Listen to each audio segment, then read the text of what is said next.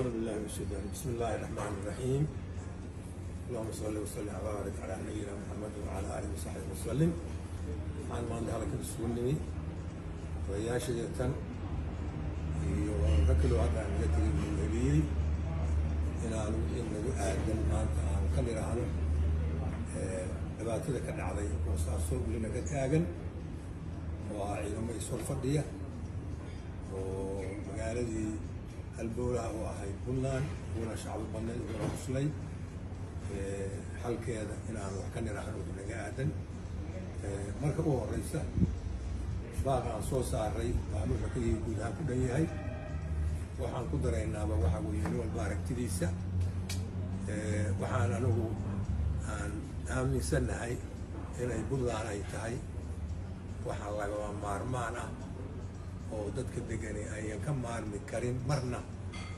maamulkeeda iyo deegaankeeda iyo dhismaheeda iyo nabadgelyadeeda iyo horumarkeeda midna ayaan ka maarmi karin ayna leedahay hal maamul oo dawladda hal ciidan hal baarlamaan hal maxkamadeed inay leedahay iyo hal shacab inay leedahay ilaa xuduudkeeda meel kasta dhinac kasta ahaatee waxyaalaha meesha ka dhacay waa tafaasiil ku dheeraan maayo waa nasiib darro waxaan aad uga naxsannahay shaladii dhibaatadii ka dhacday saakana ku bilaabatay oo magaalada madaafiic ku dhacaysay oo dadkii masaakiinta ahaa maalin ku noolka ahaa iyo kuwii waddanka dhaqaalihiisaba hayay ay labadiiba ay madluum yihiin oo ay muxuu ahay ka casheeganayaan marka la xiriiray inaanu arrintaas wixii naga aadan aanu ka niraahno waxaan marka ugu horreysa mahad weyn u celinaynaa dowladda puntland oo madaxweynaha ugu horreeyo oo ay gaareen inay xabadda joojinta ay aqbalaan maanta xabad joojin ay ku dhawaaqaan aad baan u soo dhaweynaynaa waxaanu kale sidoo kale leenahay iyaguna ciidamada gadoodsan oo BSF oo magaalada dhexdeeda ku jira iyana inay ka waantoomaan inay xabad dami tuurin xataa haddii lagu soo tuuro labada dhinacba anagu markii xabad tuurid ay noqoto way suu kaamid laakiin markii dowladnimada ay timaado mas-uuliyadda dalka waxay saaran tahay dowladdana tallaabada ay qaadayso waxay inoo noqotaa mid laga baaraan degay ciidamaadkeeda la eegay maxaa ka imaan doona cidda ku habboon in lagala tashado ay tahayna ay kala tashato oo annagu aan ka mid nahay maxaa yeelay raggayga halkan fadhiya inana waaba hadda intii dowladdii ku jidhay oo baarlamaankii waa kaga jiraa inana waa raggii dowladda dhexena ka soo qayb galay dowr weynna soo qaatay aniguna muxuu ahay aniga iyo dad iska saariye ilaa bilowgeedii iyo dhawaaqideedii iyo dhismaheedii abaabulkeedii ka shaqaynteeda ka sokow wax badan ku tirsanaayo oo isleh taladeeda wax ku leedahay mar kastaba taasaan darteeda u leedahay waxaan soo dhaweynaynaa cid kasta oo ka soo qayb qaadanaysa inay wadatashigaas iyo xabad joojintaa iyo kala dambayntii soo celiso magaaladan xabad dame laga tuuro waxaan si gaara ugu dhawaaqaya xabad dame magaalada haddii lagu tuuro oo madfac lagu tuuro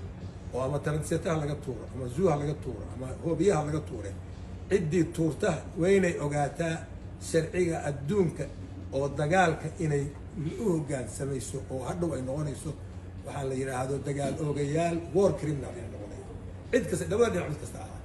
iyadoo taa laga shitaal qaadanayo waxaanu daafacaynaa budnimada puntland waxaanu daafacaynaa jiritaankeeda waxaanu daafacaynaa wada noolaanshaha dadka waxaanu daafacaynaa magaaladaas xasiloon oo nin walba uu degan yahay xaruntii dhaqaalaha ah dad barakacayaalah oo meel walba ka yimi Soomaaliya iyo Yemen iyo dadkii abaaru ku dhaceen oo meesha ugu dhow oo dakhli ay ka heli karaan yoomiyada ay tahay oo barakacay oo yoomiyadoodii maanta ay badan waxay ku noolyahay la arag arrintaas baanu aad iyo aad uga tiraanyaysannahay diyaar bayna u nahay raggayga hadda halkan jooga intii loo baahdo ama dhammaanba inaanu wada hadallada ka soo qayb galno doorkaya ka qaadano waxaan ku warinaynaa cid kasta oo ka qaadanaysa tallaabo waa inayan degdegin dhinac walba ka fiirsataa la wada tashadaa la yidhaahdaa dowladduna mar labaad baan ugu mahad celinaynaa dagaalka ay joojisay waa inay isxakamaysaa qolada kale ciidamada gadoodayna sidoo kale ninna libi ka raaci mayso qofkii dhintay iyo magaalada kicitaankeeda waxaan ugu baaqaynaa mar kale iyo mar saddexaad iyo mar afraadba xabadda mayay magaalada ka dhici intaasaan ugu baaqaynaa waana mahadsantahay wasalaamu calaykum waraxmatullahi wabarakaatu بسم الله الرحمن الرحيم ورنتي هذا الكائنتي نحر كيسة وحيري مدحوينه عبد الرحمن محمد فرورة أيضا بان تأكيد يا أنو waxaan kaloo ku darayaa waxa laga yaabaa dadku inay siraahdo odayaashu xageey jireen inta colaadaani ay taagneyd iyo shiddadani runtii annagu si hoose ayaanu hawshaan mar walba aan wixii tala ahnu aan dhiiban karna aanu ka dhiibanaynay waxaanu islahayn dad haddee idinka ka fara dhudhowna meeshii jooga waxaa la yidhi ragba waa ku raggeede ayaa meeshii joogay oo hawshaan ku jira waxaan moodaa hadda inay hawshii ay sida dhacday dagaal uu dhacay dad dhinteen colaadaas hadda meesha ka dhacdayna ay tahay colaad runtii laga baaqsan karay aanan loo baahnayn marka wixii dhacay hadda waa dhaceen caanada daatay dabadooda la qabtaa baa la yidhi wixii hadda ka dambeeya in colaadaas intaa ku ekaato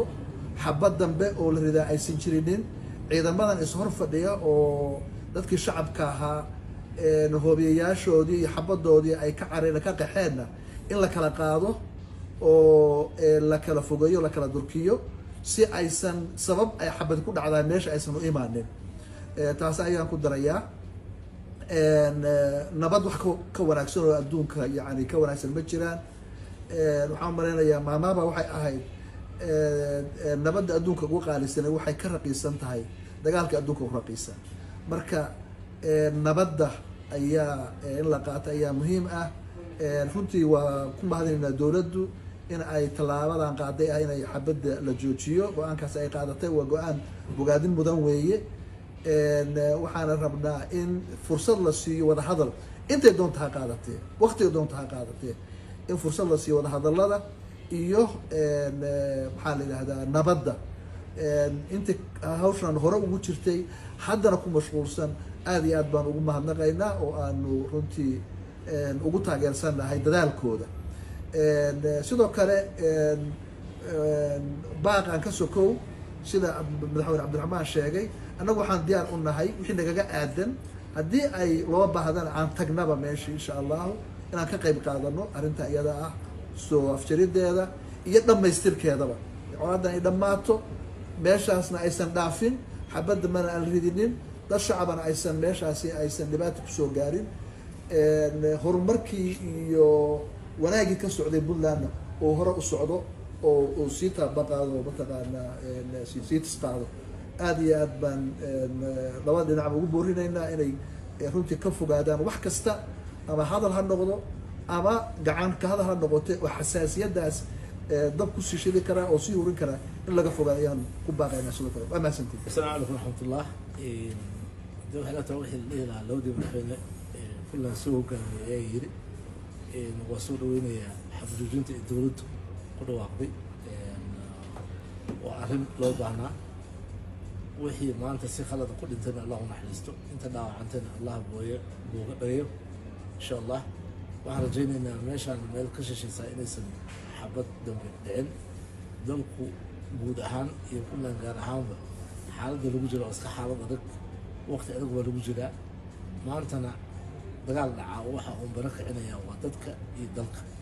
marka qof ay dan u tahay ma leh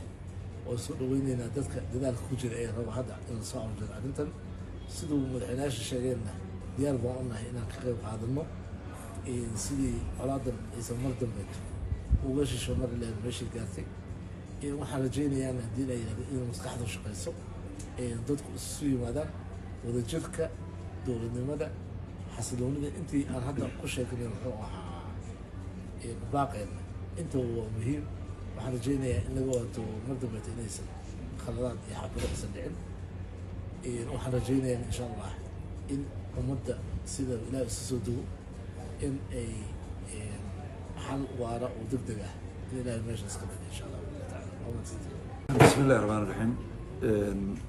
wixii bayaanka aan ku qoray runtii labada madaxweyne iyo prime ministerka ka hadlay waxaan qabnaa in arrintan sida ugu dhaqso badan ay u dhammaato dagaal wiil baa ku dhinta maana wiil kuma dhasho runtii waxaan qabaa in arrintan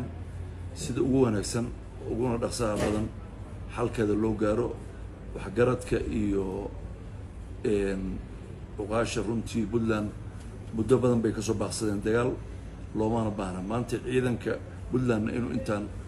waxaan filayna inuu ahaado in intaan kasii wanaagsan inuu noqdo waana rajaynaynaa mustaqbalka waxaanan diyaar u nahay hawshaan sida ugu dhaqso badan inaan qayb uga qaadano wax allaaliyo wixii nooga aadanna aan hawshan kala qabanno dowladda puntland waa mahadsantiin